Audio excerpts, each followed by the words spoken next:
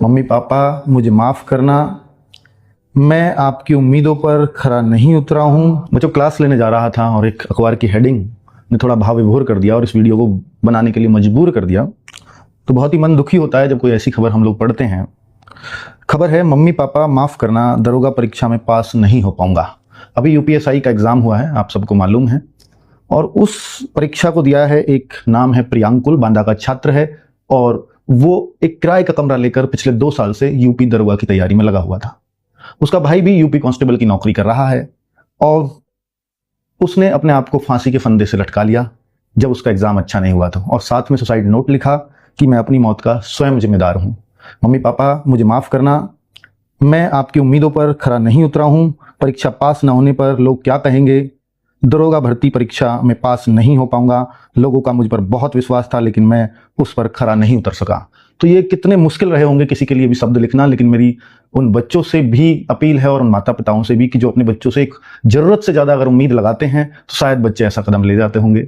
और मैं बच्चों से भी कहना चाहूंगा कि किसी को इतनी उम्मीद भी मत दो सेलेक्ट होने से पहले कि वो आपसे बहुत उम्मीदें करने लगे और फिर अगर आपकी वो 19-20 हुआ अगर आपका एग्जाम, तो फिर आप बहुत बहुत गलत कदम उठा जाते हैं, जैसे प्रियांकुल ने उठाया।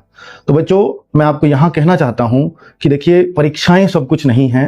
एक यूपीएसआई का एग्जाम आपका जीवन नहीं हो सकता, जीवन उससे कहीं ज्यादा अमूल्य है। मैं एक एग्जांपल देता हूं कि जब पिछले यूपीएसआई 2021 की भर्ती आई थी तो उसमें एक लड़का था शिवम गुप्ता, उसने मुझे मैसेज किया, सर मैं 0.0008 से रह गया हूं। सोचो, एक नंबर का भी 1000वें हिस्से से वो बच्चा रहा, और उसने मुझे मैसेज किया। तो मैंने सोचा योग्य बच्चा होगा, तो मैं बुला लिया उसको कि आप मेरे पास आकर के जॉब करो। मैंने उसे टाइपिंग वगैरह और कंटेंट राइटिंग में रखा, लेकिन मैंने उसकी काबिलियत देखी और मैंने उसको टीचिंग के लिए खड़ा कर दिया, कंप्यूटर विषय पढ़ाने के लिए। और आज वो कंप्यूटर विषय का शायद पूरे भारत का सर्वश्रेष्ठ शिक्षक है।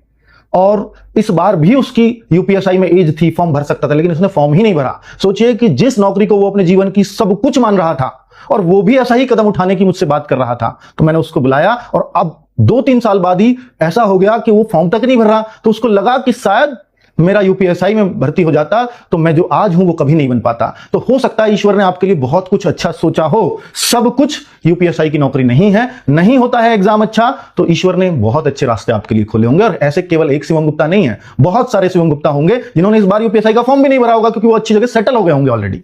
वो देखते होंगे कि यूपीएसआई की नौकरी इसके लिए तो कुछ भी नहीं, इसके सामने तो कुछ भी नहीं। तो भाई, इतना प्रेशर मत लिया करो, मेरी ये आपसे अपील है, क्योंकि नौकरी सब कुछ नहीं होती। शायद बहुत अच्छा और भी हो सकता है लाइफ में, अगर आप कोशिश करो, अगर आप पॉजिटिव नजरिए से देखो। Thank you.